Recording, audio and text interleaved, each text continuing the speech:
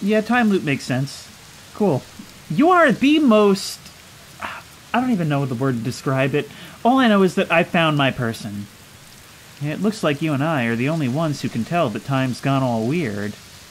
I tried radioing Hornfells and asking if they'd died too, but they thought I was being metaphorical. I love this game so much. What happens if I were to... I'm not going to do it, obviously, but what happens if I were to start a new game and come to you first? Anyway, that's what's new with me. But hey, this is your first solo voyage, kind of. Let's talk about you, you know? I have so much to tell you. I found a photo of you inside the old radio tower. Nice. Did I look busy in it? I hope I looked busy. It must have been from the time Hornfels sent me to check on the deep space satellite. They thought old Spacey might be malfunctioning, but I couldn't find a single thing wrong with it. Which is probably how it got a shot of my beautiful, behelmeted face, come to think of it. Why did Hornfels think it was broken? Oh, by the way, I love how they included dialogue for people just discovering this mechanic from him. Anyway, if you ever want to visit old Spacey, fastest way is to jump into your ship and use your solar system map to lock onto the satellite, same as you would any astral body. Alright, well, I want to tell you about everything I found, and one of those things I found, apparently I can't tell you about Dark Bramble, is what happened to the orbital probe cannon. Whoa, that's the cannon breaking apart at the start of each time loop. For real? Did you figure out why? Too much power. It's kind of scary how much that sounds like something Slate or Feldspar would do. I'm pretty surprised the Nomai built something that actually broke. Come to think of it, though, broke might be the wrong word. Because it looks like the orbital probe cannon is still firing successfully at the beginning of each time loop. That's the thing, it seems like something that they knew would happen, but figured it would achieve the desired result anyway. Oh, that looks like some kind of bioluminescent jellyfish, and there's a very visible core at the bottom. Alright, well here's someplace we haven't been. There are no my writings here. Let's actually get some info into our ship's log for once in this video. There must be something useful here. Oh wow, there's a whole bunch down there. They're going to test the memory statues tonight. Phlox says it could be dangerous, so we can't come. Memory statues, that's what we encountered. That's what started this whole thing. But what if we didn't use the door and snuck in the other way? Does anyone want to? I love Nomai Mischief. I really want to see the test too, Lami, but that's a huge risk to take. We probably shouldn't. Maybe Phlox will let us see a later test. Phlox specifically told us not to do that. Okay, so they were kind of outvoted. Perhaps we can get in by diving. Okay, down we go. But we don't need the core, we only need here!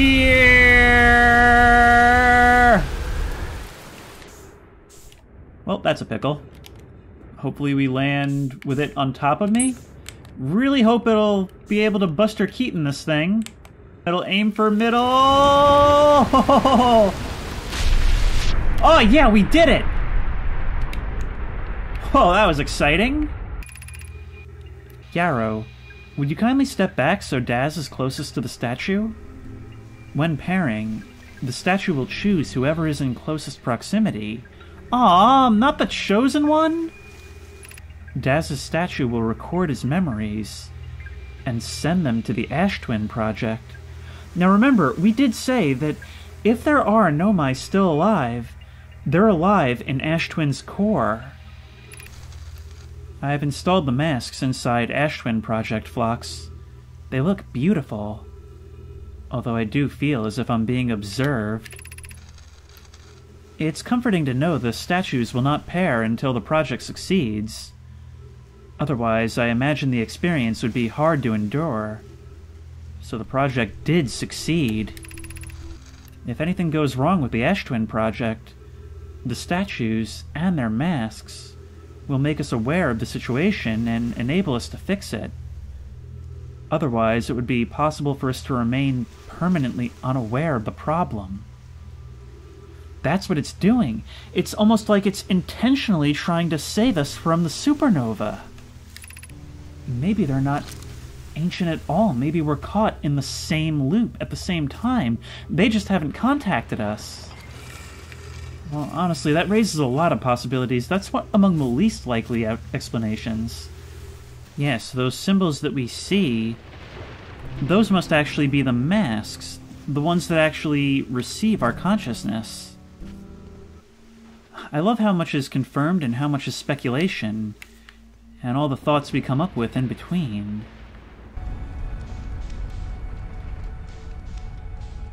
Now I wonder, if we get caught in its trail, does that cause any problems for us? Try to make a landing. This is right on its tail, and that actually looks like it may be a Nomai craft. Seems the comet wishes to submerge our shuttle in ice. If we stay on the surface too long, the shuttle may freeze entirely. Couldn't someone call it back home to the gravity cannon on Ember Twin? This is the one. Suppose one of us remained in the shuttle to keep it warm and continue monitoring the surface. Oh, we know what happened to you. And I guess our best bet would be to make our way around to the front. Oh! Hoo-hoo-hoo! We are passing very close by to the sun and potentially being affected by its gravity. Ooh, the ice is actually moving across the surface as well, constantly changing as it goes by. That's a little bit weird. I think maybe we head back, or wait. Why am I not seeing a signal from my ship? Where'd my ship go? Well, that's a problem. Were you taken up by the sun's gravity? Let's see if we can't make this. Maybe we can make something happen here. Thought you'd get away from me, huh, ship? Alright, buckle up. Back to the twins. We are a decent way away from everything else now. Here you are. Now it's time for us to get going. That ship wasn't covering something? Nope, we want headlights on. Maybe there's something else we can find here. If not, it was worth a shot. But unfortunately, it doesn't seem like there's anything else here. I think that's about all there is to the interloper, unless we find something new. Stay so calm in the face of repeated impending death. Deep breaths. No, seriously, I meditate. Want me to teach you? It'll be the next loop before you know it. Sure, why not? Okay, close your eyes. I wonder if we're actually learning some new ability.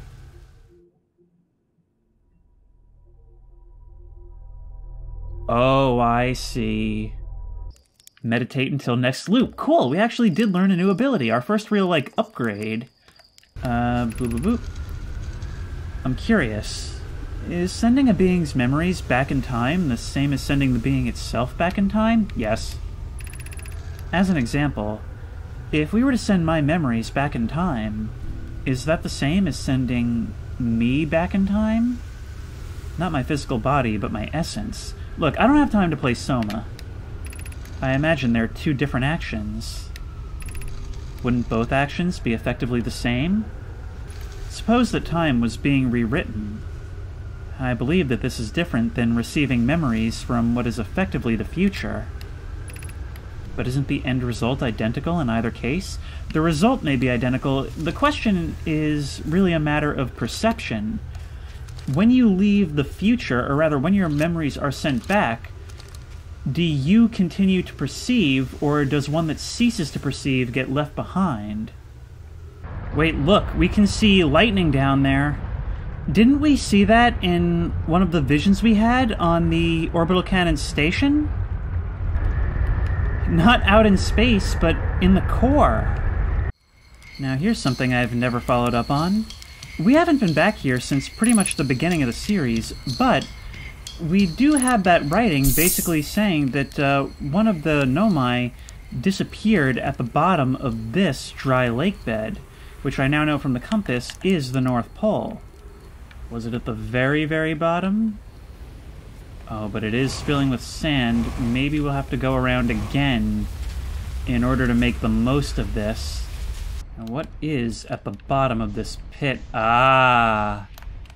It goes deeper still. Well, into the horrible unknown. God, it is dark in here, even with the flashlight.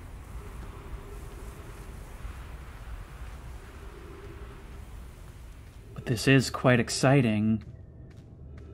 This may lead even to the core.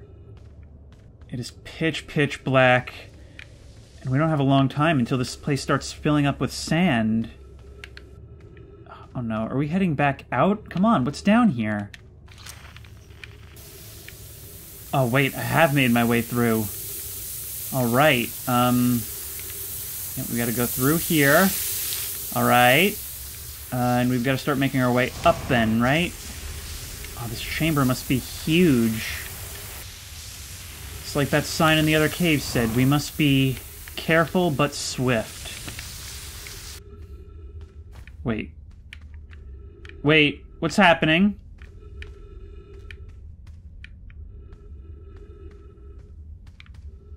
There's something quantum going on here. Has that always been in play? Oh boy. Wow, that's annoying. Okay, kind of cool, but annoying. Alright, let me through. I don't have so much oxygen left, and I gotta get somewhere soon. Yes! Let me through! Oh, this is sick! If you've come here to look for Coleus, this is where we were when he vanished. Your strange, wandering rock friend is here, though Coleus isn't. We were examining the different rocks. I recall Coleus standing on the largest one, the wandering rock. I was taking notes, and then my lantern died. When it lit again, Coleus and the rock were both gone. See, that's the thing, is I feel like it has to have something to do... There's a reason there's a light here. Yep, that's why. Oh, that's what I was missing, the flashlight. Okay, wait, so if I stand here... Now we're in a different location. Oh, this is so cool. This is a huge discovery. Maybe we can even do this with different shards as well. My hypothesis was correct. I can travel on this rock, as long as I'm not observing my surroundings. The pioneers used to ride these babies for miles. Friends, Coleus has discovered a new quantum rule. He has also promised me he'll never vanish again, even if he does learn something useful from it. I'm not sure what that is. I was thinking that I would do the DLC stuff last, and I haven't been over there much because I'm afraid that that's the DLC stuff.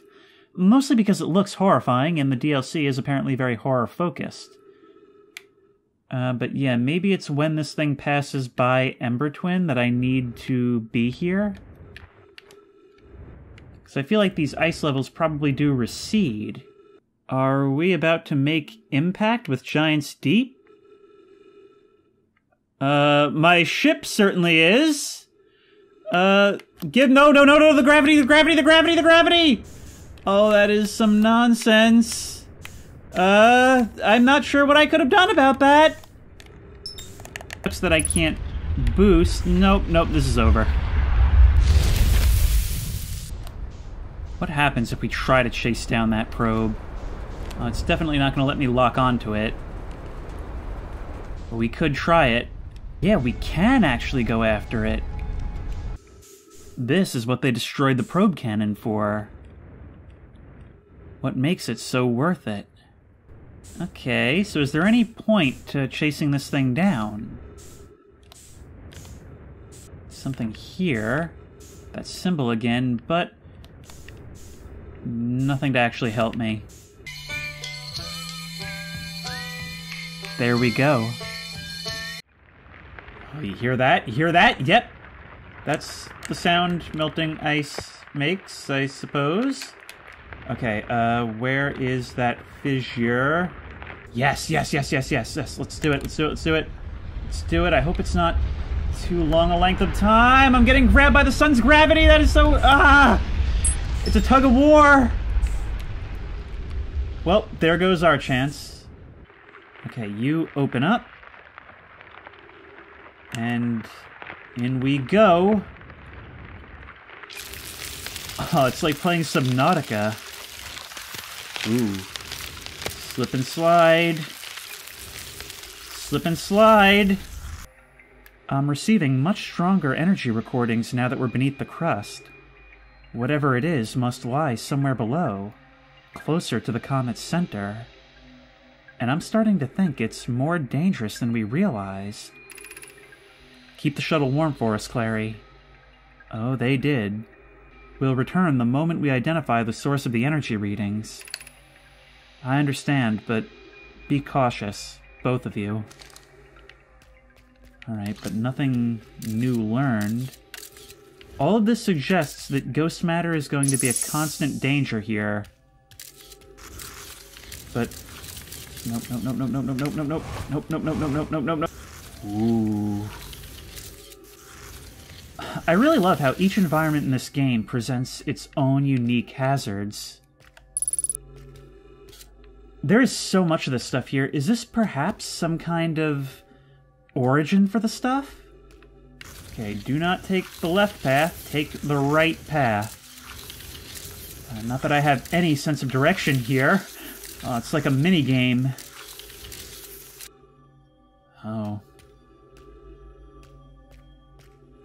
Nothing but the suit itself. A victim of the ghost matter? Looks like they tried to crawl their way out. Just look at this. Some kind of mineral deposit? And here's the other.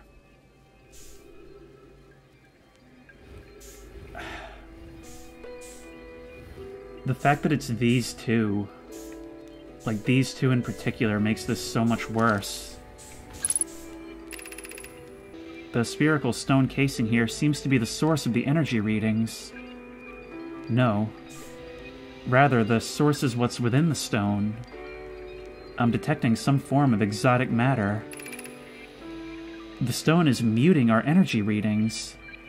They should be 10 times what we're seeing, at least. Pi, I don't think we want this matter interacting with us. As far as I can tell, direct contact with it would almost certainly be fatal. Whatever the matter inside this stone casing is, it's more than just profoundly unstable. It's under tons of pressure. Look at this density scan. I've never seen anything this tightly compacted before. What is this? This is orders of magnitude worse than I'd imagined. If this stone were to rupture, the lethal matter within would rapidly expand, completely blanketing the star system almost instantaneously. Go warn the others. Maybe they can construct shelter somehow. Now, Poke. Yeah, this must be what wiped them out. I think it's already blown out of this casing. I think that's what we're seeing. Using oxygen as propellant. No, no, no, no, no, no, no, no, no. No, come on, come on, come on. Oh, dude, if we actually survive this, that'll be nuts. This is literally down to the wire. There we are. Okay. Okay, that was sick. Alright, please work, please work, please work. Thank you. Ooh. That pool. Wait, have we maybe seen this before in one of the projection stones? Oh, and look! A pair of simulated cyclones, like on Giant's Deep. An update.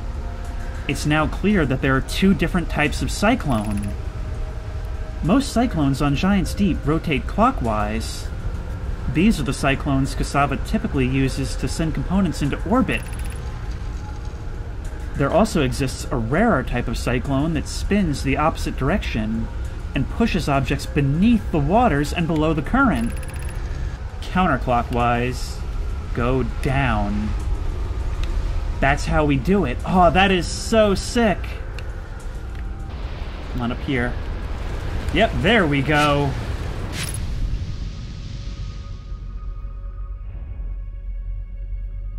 Look at that. And look at you!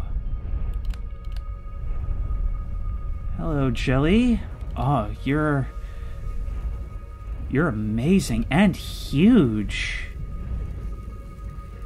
This will surely enable us to explore some things underneath some of the islands. Is that gonna hurt us? Ow! Yes. Yes, it is. We can't penetrate that. This is why I enjoyed Subnautica so much. It's the moments like this.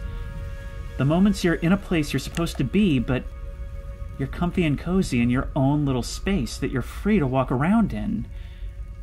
It's like, imagine if this was your view from your bedroom window. That's what this is like. If we can do it. We might be too close. Alright, let's just come up and see what we can do. If we get ejected, we get ejected. There goes our performance again.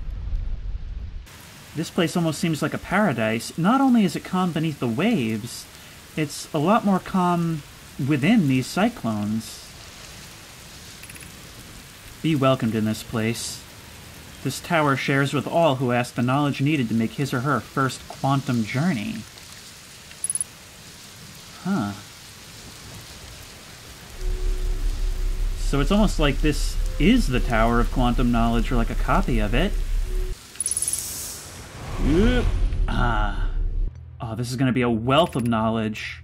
Seek the Wandering Arch. There you are. Okay, wait, let's keep it in our sight. We already know these tricks. Observing a quantum object. Observing an image of a quantum object. These are the same. I'm not quite sure what you mean for me to understand by that, though.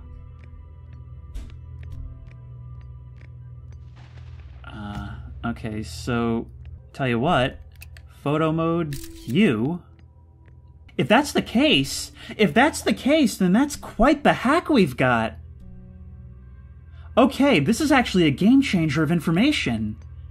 Okay, well, we'll do that. Preventing you from escaping.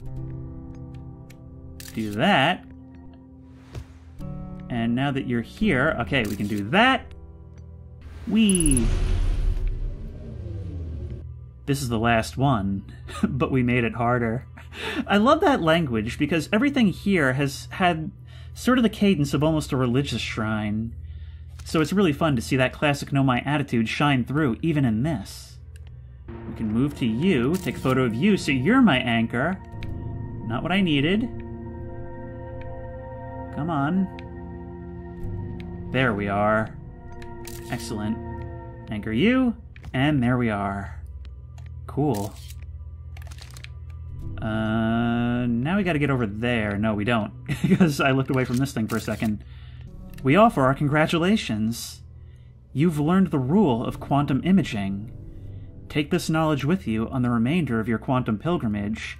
Feel like this all could have been a PDF file, but I guess you very much wanted to build a quantum knowledge tower.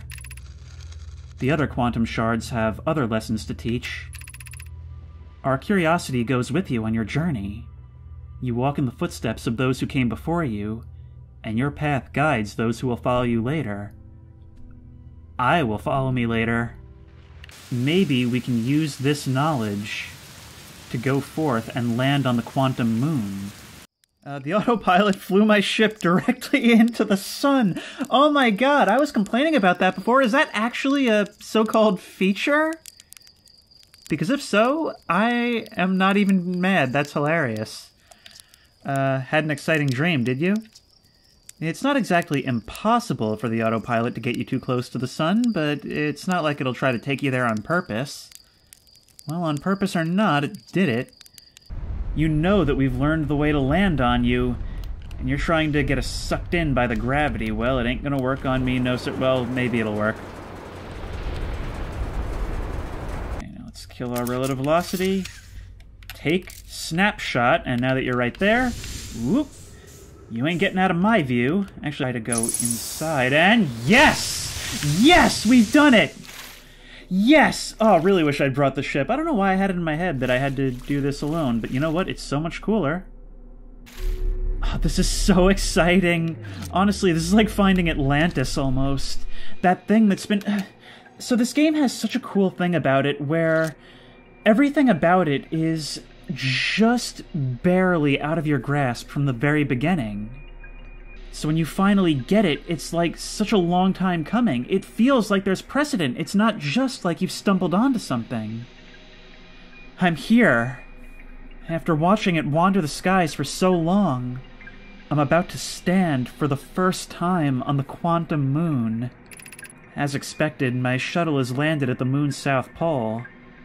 Your ship's still here, you never made it out. The universe is, and we are.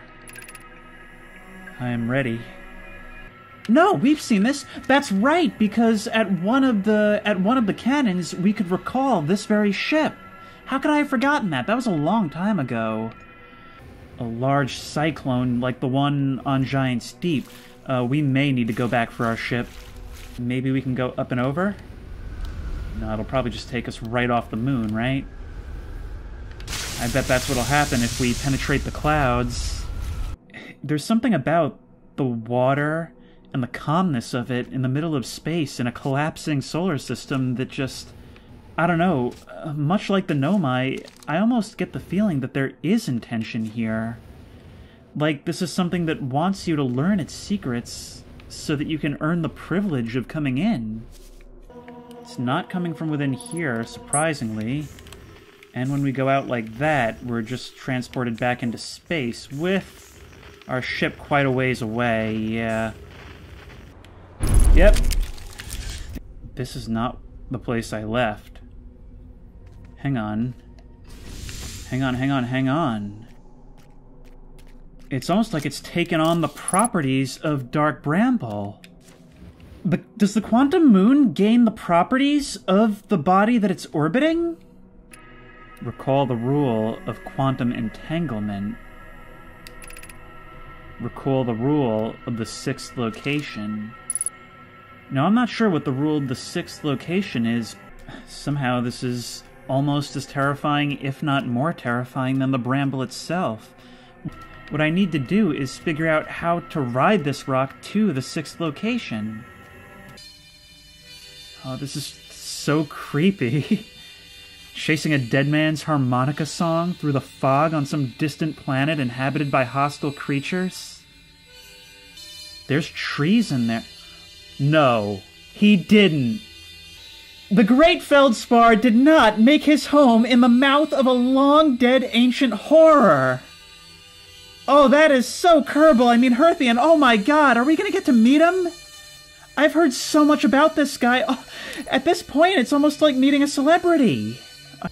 This isn't just like finding Atlantis like I compared this to earlier. This is like meeting Amelia Earhart. Whoa! Where'd you come from? No one's come here in, well, ever actually. You did. And you haven't blown yourself up yet. Good for you. If only you knew, Feldspar. You're alive. You never were the brightest hatchling, were you? Okay, well, stay here and rot. I'll turn my ship around and go home. I camped out near where I crashed at first. Found this skeleton later. Great find. Would have been stupid not to use it. Honestly, I agree. So I moved my setup over here and planted my emergency tree seeds. Been here ever since. Wow. Yeah, pretty much. Anyway, that's how it all went down, hatchling. Story's over, but feel free to stay and enjoy the fire a while. Lay it on me, hatchling. Look, I found the anglerfish nest. That must be that cluster of eggs that I found before. So that's where the blasted things come from, is it? Stars above, if I still had a working ship, I'd be sorely tempted to go show 'em what's what. I found Nomai writing saying anglerfish are blind. Haha! So the blasted things do have a weakness. Meaning my fly as fast as I can approach to dealing with them could have used a bit more thought behind it. And you know what? There's more I want to ask you about, but I think for now, I'll just have a marshmallow with the great Feldspar himself. Yep, there we go. Embrace... No, it comes straight back here. Whoa. Not a bad last sight. I should probably have asked him first about... Ah, there we go. There's your old ship. And there's the vine you crashed through. It looks like we really are on our own from here. Now, learn from before. We want to be moving pretty quickly. We don't want to waste any time. Ugh. Dry land. Wait, what is this? This looks like ice. The ship is 14 kilometers away? Whoa! Never thought I'd see one of these beasties outside of Giant's Deep. Buddy, you're on Giant's Deep. They were awfully useful back there. Maybe a jellyfish could be useful here, too? What do you mean, useful? Ugh. This thing tastes terrible. The outside is all rubbery and tough. Maybe that's because it insulates the jellyfish's insides from getting zapped by electricity? I'm going inside of this jellyfish's interior cavity to see if what's in there tastes any better. Huh. Can we tauntaun these things in order to get through the electrical core? These guys, they're the key, I think, to getting to that lost module from the gravity cannon. But you stopped right here. You literally cut through a living being with a pickaxe. Note to Feldspar, do not eat this even if you are dying. It would be too sad if this were the last thing you ever ate in your life. I guess these jellyfish are only useful for insulation from electricity. Again, do not eat. Love, Feldspar. Howdly doodly, Feldspar. Don't mind me, just went exploring, got teleported to the top of the planet, jumped off the top of the planet, and fell back down to here. You know, the usual. Oh, please notice me, Senpai. Ever tried throwing your scout into one of these weird seeds? See there with a little opening? It's just big enough to launch one through. Your scout tracker will tell you the scout is in two places at once, but I don't think that's wrong exactly, because space doesn't work right in here. That seed looks small, see, but inside it's bigger. Much bigger. I've had a lot of time to think about this, and my theory is space in Dark Bramble kind of expands as you go through each sphere. That's why it's bigger inside those seeds. Well, that's my theory. Alright, Let's go. But let's see, if we just stand on this for a while, maybe next time it aligns with the sun, it'll just do it. Or, actually, wait, another thought just occurred to me. Does sun block line of sight to the station? And... no? Oh, no, there we go. Ooh. Hey, we're here! Finally. 281,042 years ago. No user commands received for 10 minutes. All systems entering sleep. Warning, opens emergency door. That's just what I want. Well, unless there's an emergency inside? No, not inside. Oh, look at that! Oh! Okay, that's just what I was trying to avoid. Are we strong enough to make it over that? The gravity must be intense. Oh, once again, just like everything in this game, it's terrifying but utterly gorgeous to look at. Alright, let's go. Let's go. Let's go. Oh, it seems to have its own gravity. We can't even use our... or, no, we're using our thrusters. I just can't hear them. That was amazing. Science compels us to explode the sun. But it's accurate. We're going to create a supernova for the purpose of scientific progress. That's our mission. Why would they want that? Our mission is to decide if such an irresponsible feat is even possible. I know there's only so long we have, but I can't stop looking. Star has reached end of natural life cycle. Now approaching red giant stage. Warning, evacuate sun station, but there's still more to learn. Approximate time until sun station is destroyed by expanding star, 1 minute 15 seconds. 12 minutes 45 seconds until the death of the sun, so it's as I suspected, this place gets consumed eventually. What happened? Did the sun station not fire? It fired, Yarrow, but it failed. The sun barely responded. There were infinitesimally small surface-level changes, but they were barely visible even to the third eye. The sun station is useless. It will never and could never cause the sun to explode. I don't know what comes next, my friends. I suppose we must start over, but I'm unsure how to start over. Spire noticed a comet approaching the star system that we'd like to investigate. That was your end. I may have disagreed with exploding the sun, but I never wished the device would fail. I had hoped our terrible work was finished. I think that's all? Well, might as well enjoy the show then. Our prongs dipping into the molten surface. Singed. I found Feldspar. You found them? And they're in Dark Bramble? Stars above, this is wonderful news. That Feldspar didn't immediately join you on your ship and return here is incredibly Feldspar of them. We were never entirely sure what Feldspar was thinking back then either. You can hardly imagine how profoundly happy I am to hear they're still alive and unharmed. I'm so glad we can relay that information, even if it doesn't really matter in the context of this loop. The Hearthians are just a group that... I'm glad it makes you spend so much time with them, because it really makes you feel the weight of what you're really trying to do here. You're having fun, but this game's got this tone to it where the weight of the world is on your shoulders, and simultaneously there's no pressure, which is something you could only do with the exact circumstances present in this game. It's amazing how much it makes you feel for these little guys, and even a bunch of guys you've never met before. All in the space of only knowing them for roughly 23 minutes? Oh, I see. You'll dip beneath the surface. Where's that reactor at? I see the red blinking light, but I don't see where it's coming from. Is it something we have to... Oh, we have to do it right here. Nope. Yeah, I think this is going to be one of those things where we can't take the ship with us. We just have to get up into this cavity and wait to descend below.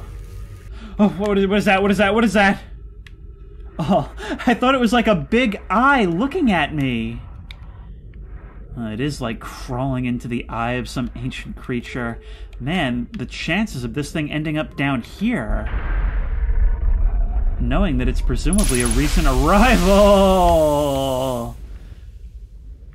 Ooh, first time there's been anything to actually pour through one of these airlocks. Imagine, Privet. The probe tracking module will be the first to know the coordinates of the Eye of the Universe. You'll be the first to see them. That's the station. Receiving data from probe 9,318,104. Visualizing its current trajectory. Oh. Oh. Oh! Has that one found it?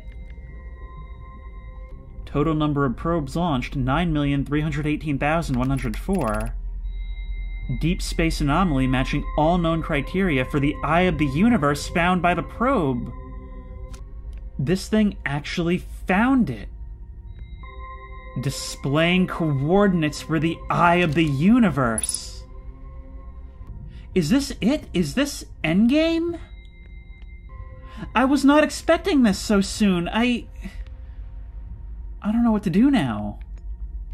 Do we head straight toward it? I mean, we can't, right? I am telling Gabbro about this. Oh, you don't want to hear about me reaching the literal core, something you failed to do? Okay, Gabbro. Okay. Notice you don't care about your friend Feldspar either. Gabbro, good luck! Oh, that'll never not be funny to me. If we allow this to fill up, we can walk right over without having to worry about being pushed down. And away we go. Yeah, I was right not to trust the hitbox. Why'd they have to do it like this? Why'd they have to do it like this? Why'd they have to do it like this? Oh, I'm gonna get buried. I'm gonna get buried. I'm gonna get buried. I am a buried boy. No freedom! Haha, screw you. Makes me so sad to think that they built all this up and it all just ended so abruptly. It explains why so many of them are in their dwellings or at tables. They never knew it was coming. Records show Nomai arriving at the warp receiver on Brittle Hollow very slightly before departing from the White Hole Station. Raimi and I are devising an experiment to test if this is a real phenomenon or a simple machine error. In theory, what we want to try to reproduce is a negative amount of time elapsing between something entering the black hole and exiting the white hole at its destination. All available energy has been rerouted from the city to our experiment. Raimi and I are about to run a new test. Hypothesis confirmed. Hypothesis confirmed! I saw it, Pi saw it. Oh, I love how excited they get about this. It's infectious. This is beyond extraordinary. This changes everything. What a beautiful day for the intersection of abstract theory and practical application. The Southern Observatory is asking if creating a 22-minute interval is possible. That's our window. Okay, intrigued. We've learned the negative interval of time between departure and arrival can be increased by adding more energy to the warp core. Raimi and I believe it would be necessary to invent a new method of producing energy. A thrilling but enormous undertaking. The only location large enough would be Ash Twin. So it's not just about the core. There's our answer. There's a lot of answers, actually. Now, the question is, what do we do with their little experiment down below?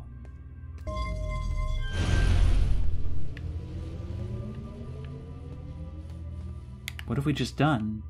Use... Oh, you go here. And... use. It's some kind of viewing port. No, we probably need a black hole and a white hole, right? Yes! Yes, yes, yes! They very much wanted to build a model. Of course, in this case, it was a bit more necessary. If we launch it to the...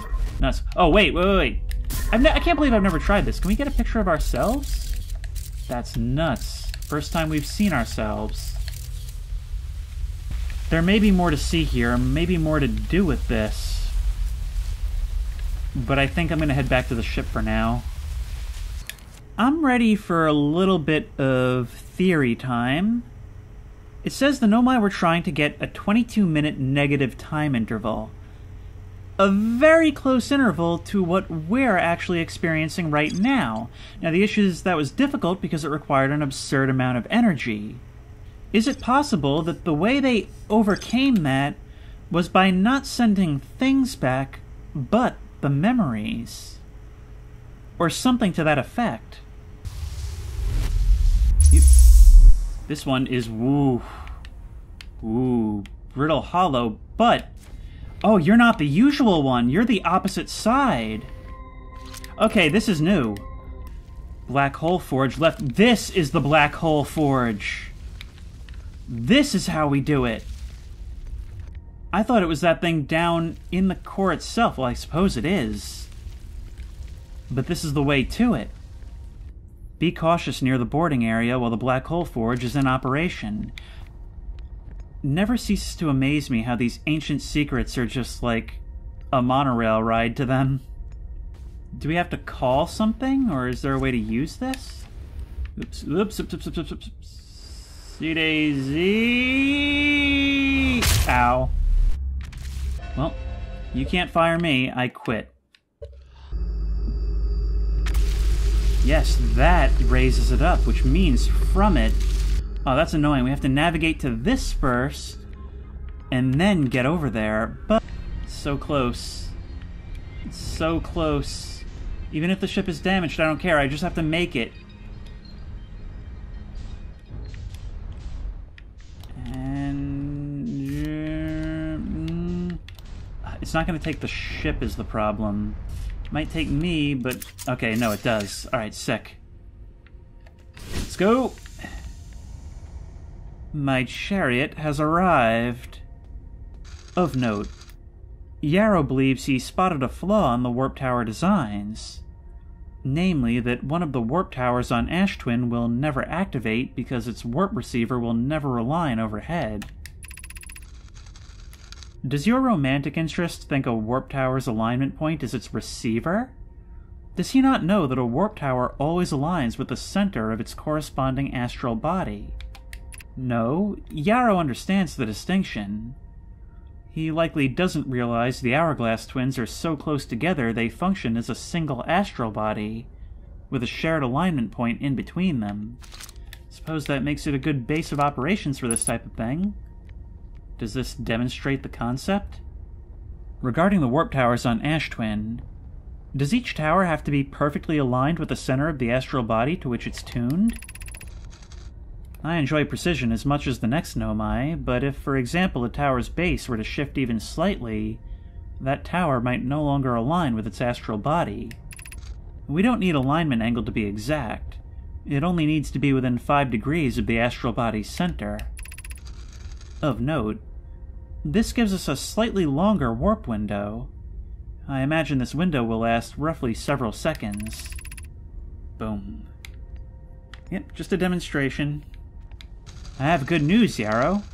The advanced warp core is ready to be installed in the central chamber of Ash Twin. I'm intrigued, love. Everyone here working on the Ash Twin project is excited to see it. Well, I guess the ship log... That all sounds familiar, but I guess the ship log indicates that we didn't already know that. Oh, this is so creepy. Feels like we're unlocking the secrets of the universe.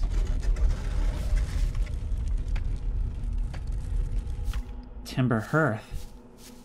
Nice. Oh, we can even do it inside like this. And this is something I don't recognize. But we can't get through.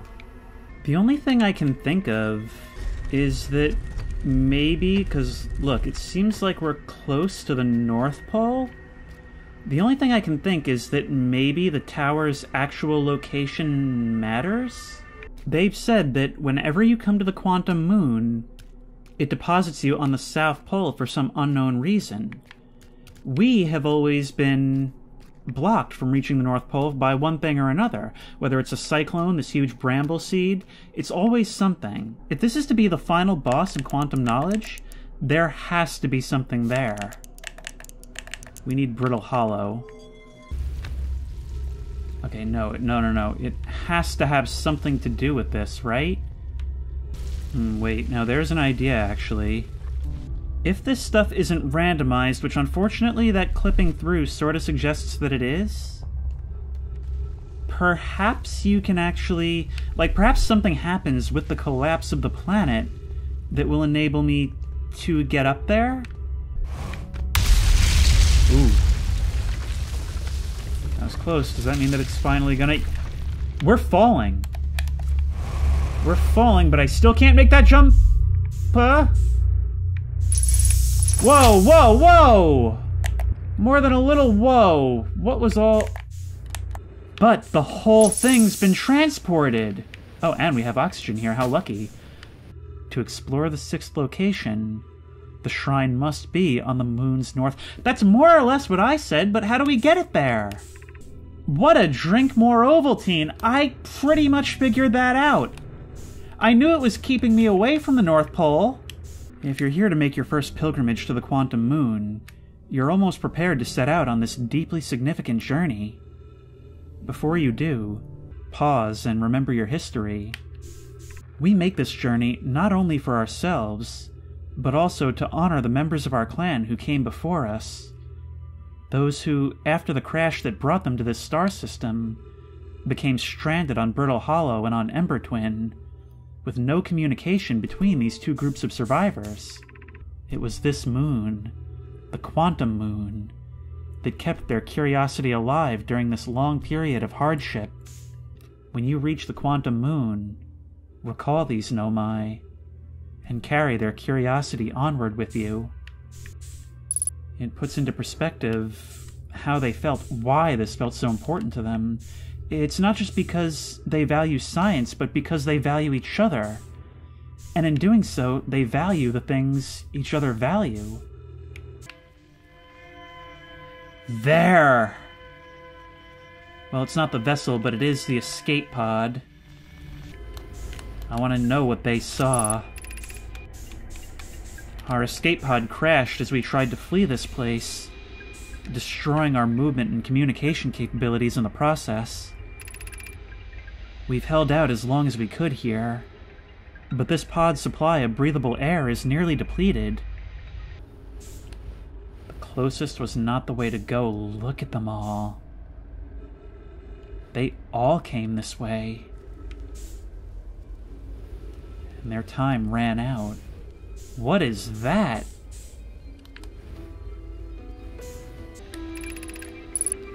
To any who come here searching for us, we followed one of the 2 beacons from the vessel to this place, but now can go no further. It's almost too faint to hear now, but the vessel's beacon is still faintly emitting from within this thorny seed, yet the opening is too small for even a single nomai to fit through it, so our escape pod couldn't have flown through here. Maybe this was our undoing. To be so close to the location of the vessel and still so far is difficult. My dearest hope is that the other escape pods were able to reach relative safety. The scout has crashed onto the surface, so I think we play it smart and go back here. Nope, nope, nope, nope, nope, nope, nope, nope, nope, nope, out, out, out, out, out, out, out, out, out, out, out, out, out, out, out! Okay.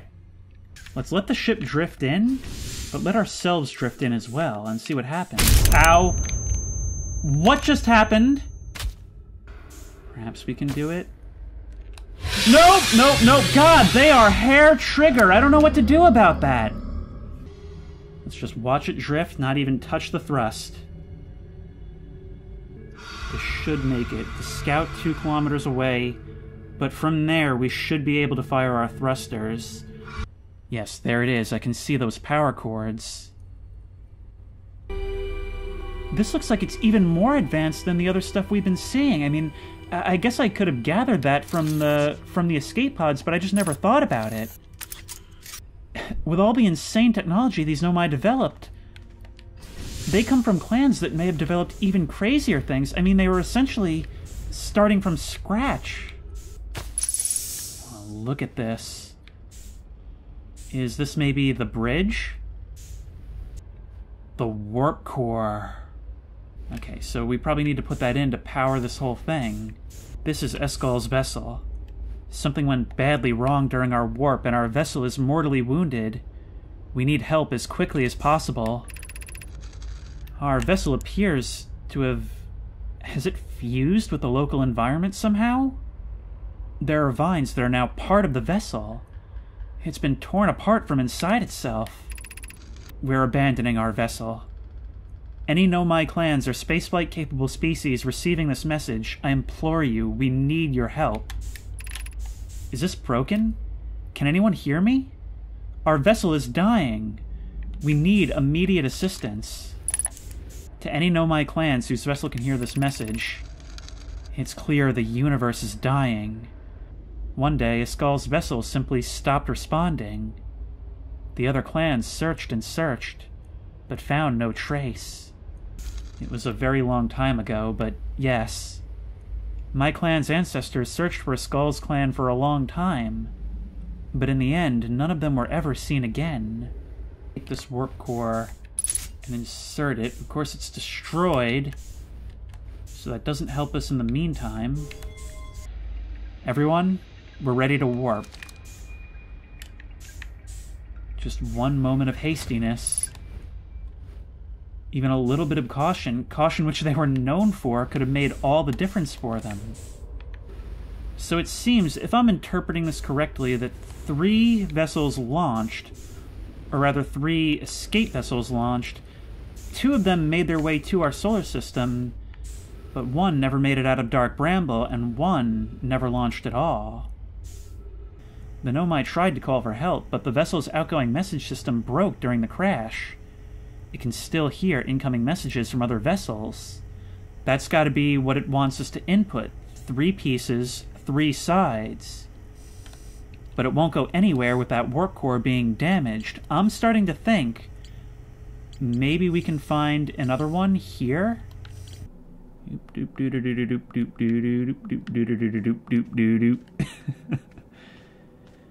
Gotta be careful not to look away at all the interesting sights now. Here we are. The legendary 6th location. No? Man, the geology here is so interesting. It's like there's these rounded patterns carved out of all the rocks. It doesn't look like something I want to step into, but it looks like something I may have to step into. No stinking way! You're alive! Which one are you? Are you someone we know? Solanum, so it wasn't you. No, I'm not going to ask who are you. I know who you are. Where are we? The eye, masks, quantum moon, me, explain, and identify. This is how you're communicating with me. Oh, are you getting fed up? You can't hear my commentary? Or maybe you're fed up with my commentary. Okay, Mr. Impatient. These are the 2 tenets of Know My Philosophy. To seek out... I'm sorry, I'm still freaking out about the fact that I'm standing in front of a live Know My. These are the 2 tenets of Know My Philosophy. To seek out and to understand is our way of living. We're not so different.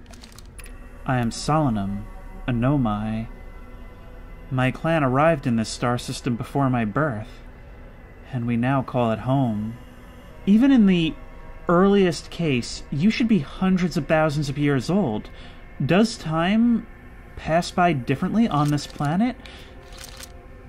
Do you know what happened? Identify me. How do you see me? I mean, really, what are the circumstances of our relationship? I've never met one of your kind before. It's an honor to speak with you. If it wouldn't clip the mic, I'd be squealing right now. It's an honor. I particularly admire your 4 eyes. I admire your 3 eyes. We're gonna kiss at some point. There are many questions I would ask if I could comprehend your language. You have my gratitude for understanding mine. This device, this translation device, is saving the universe right now. So here's what we've learned from you and the vessel. You are alive here, and there are other Nomai potentially still alive out there. I mean, we don't know when those other messages came into the ship's log, but, I mean, we know they persisted for some time at least. It may still be possible to reunite you with the rest of your kind, even if not your own clan. Later, Tater. What happens if we try to leave from here? We just end up on another spot on the quantum moon. I almost sort of wish I could have spent the end with Solanum.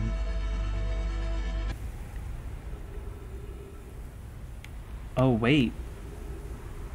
I'm now realizing, like, if we need to wait for alignment with Ember Twin,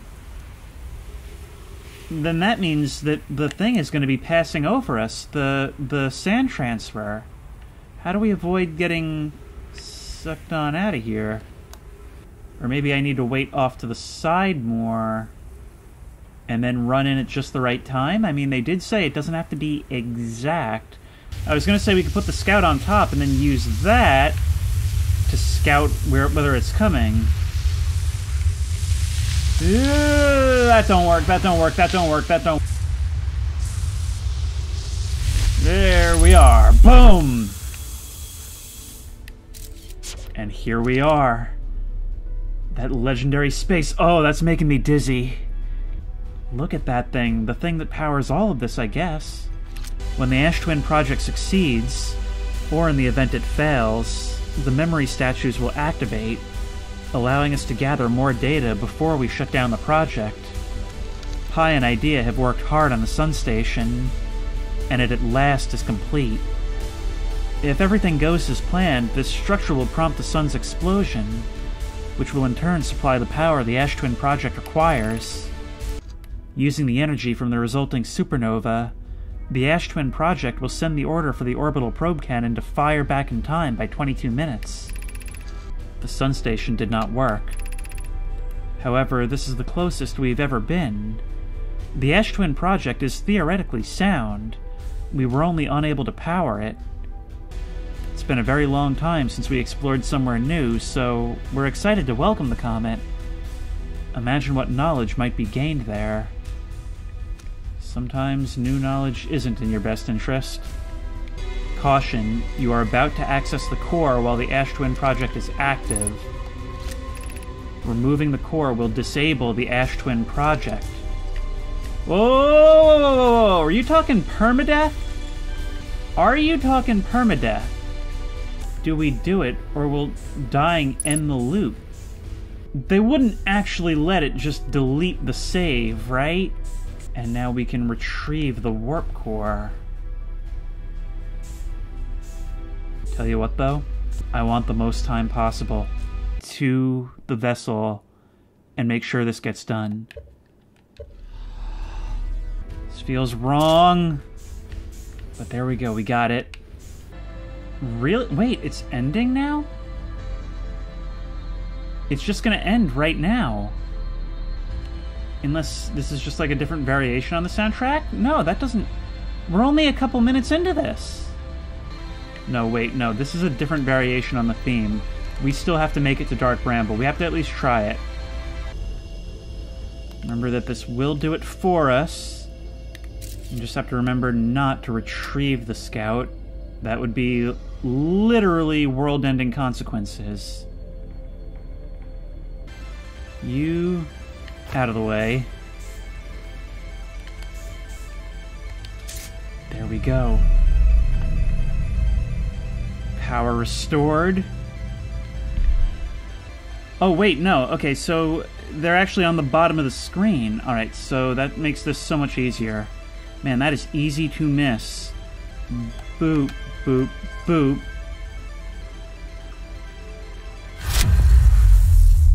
I think I did it right.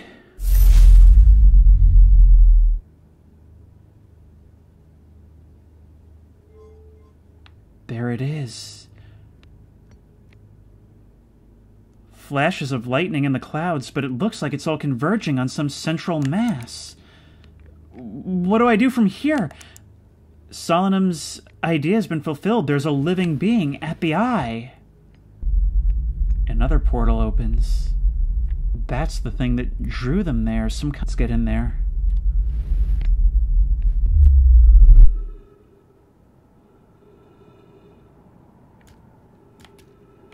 There's the vessel floating back there. Is this something we want to get closer to? We're heading from the North Pole all the way down to the south. Trees detect... Did you see that? In the lightning! I'm scared. I am beyond scared right now. But it seems that heading to the South Pole has gotten us our desired results. We've actually... It's only now landing with me. With this discovery, we've actually made it farther than any Nomai ever did. But what do we do from here?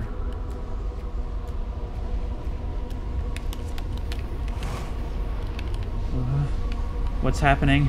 What's happening? Oh, I just completely lost my sense of orientation.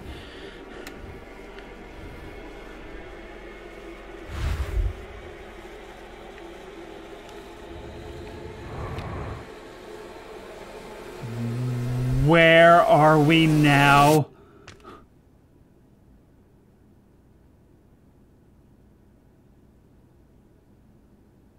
It's the museum, but no, it's not. Outer Wilds Ventures was founded by Feldspar, Gosan, Slate, and Hornfels to explore a solar system at the end of the universe. It's dead silent, save for the sounds of our footsteps on the creaking wood. All this that we read at the beginning of the game, but presented in a new light. Hornfels noticed a curious anomaly in one of the photos, but it ultimately went unexplained. I think that's the DLC. Okay, you're showing me this for a reason, right? The fact that it's telling me this in this way indicates intelligence. It's trying to teach me something. Of all the life forms who will perish in the oncoming death of the universe, we will miss the anglerfish the least. Me too. It's written from our perspective. Are these the shadows of things that will be, or things that may be?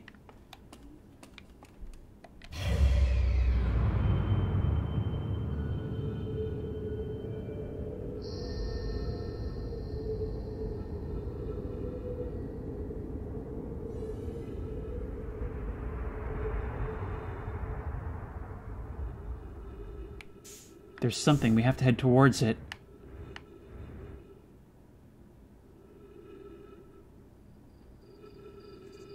Wait, I hear crickets.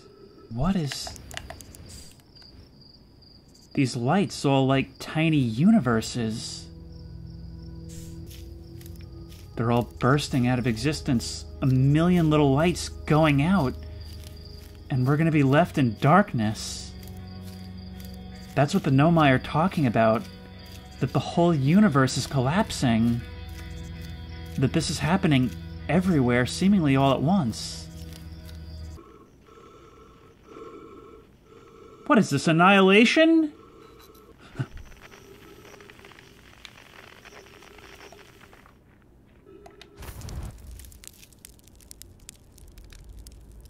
I guess there's only one way to spend the rest of eternity.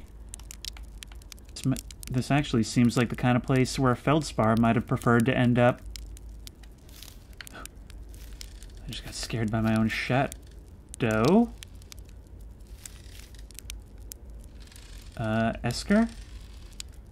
I'm really glad to see you, but I don't think you'd like the loneliness of this place. Do you hear music? Now there's a weird combination. Our music coming from a Nomai structure. And it appears you've been joined by the fire.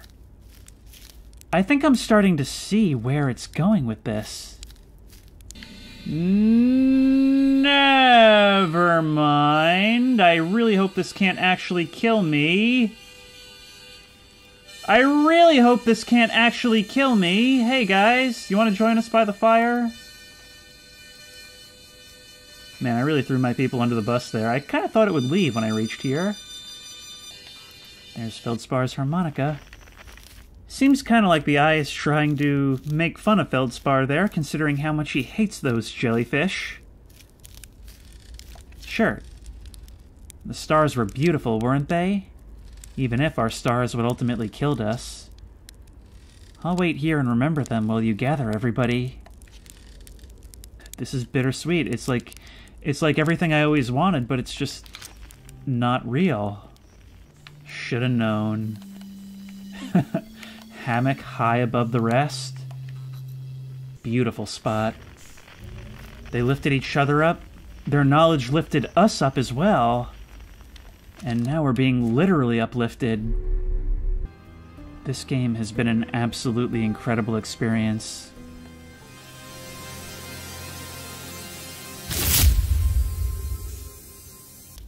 Will Solemnum get to join us? Oh, that is the ideal ending! A conscious observer has entered the eye. I wonder what happens now. Is it time to find out? Not yet.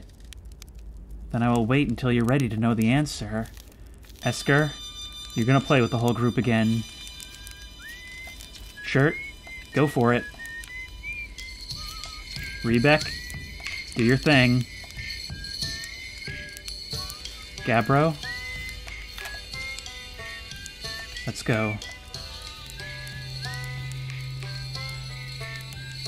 We finally get to hear it in person. I'll happily enjoy another marshmallow in this company. The song is new to me, but I'm honored to be a part of it.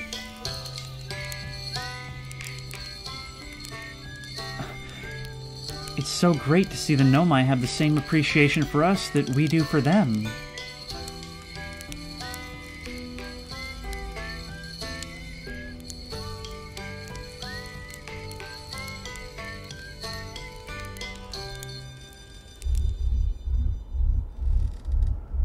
What are those shadows? I learned a lot by the end of everything.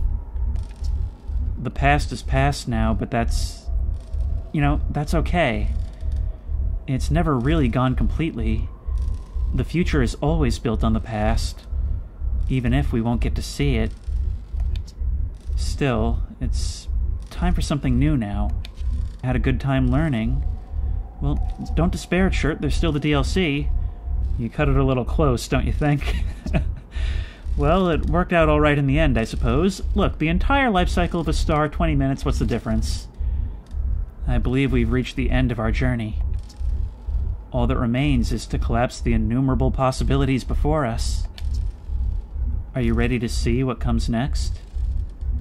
Well, it's not like we've got anything better to do. I admire your curiosity, friend. Let's find out together. Yeah, all of us. You...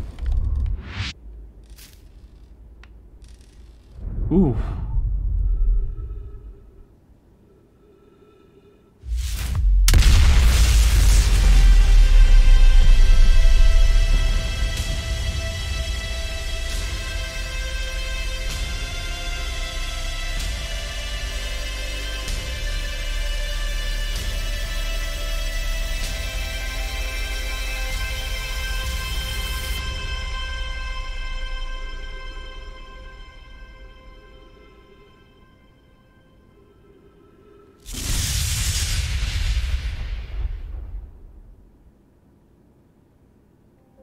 And that's the end.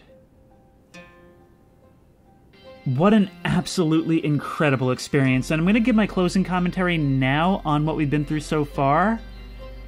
Just because this would have originally all been taken as one whole. What an incredible way to bring it all full circle. It's got that existential horror at the end for a while. But in the end, it brings it back to that same optimism and outlook that the whole rest of the game had. Its themes are present in every little aspect of this game, and that's what I love so much about it. What we learn in the end there is that there was the ambition present of all these great projects of trying to find the eye, but in the end, what the Nomai were about, and what the Hearthians were about, and what our whole journey was about, it was always about each other. And getting everyone together was kind of the point in the end there. I love the idea of having that happen and having it go to credits, making it seem like the end is a new beginning. Much like how with the Nomai, their end kind of enabled us to go on this journey and to get just a little bit farther. I don't know. Our understanding, and even the Nomai's understanding of reality, is so surface level.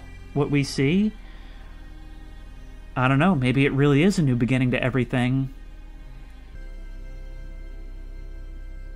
And thank you so much for making it.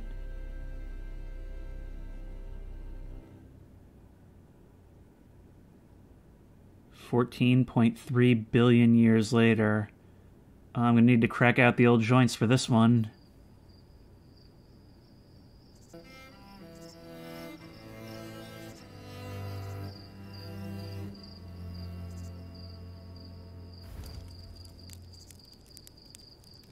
And something new comes out of it. And yet, even through all of that, 14.3 billion years makes the time between them and us seem like the blink of an eye. I'm so glad we got to meet one.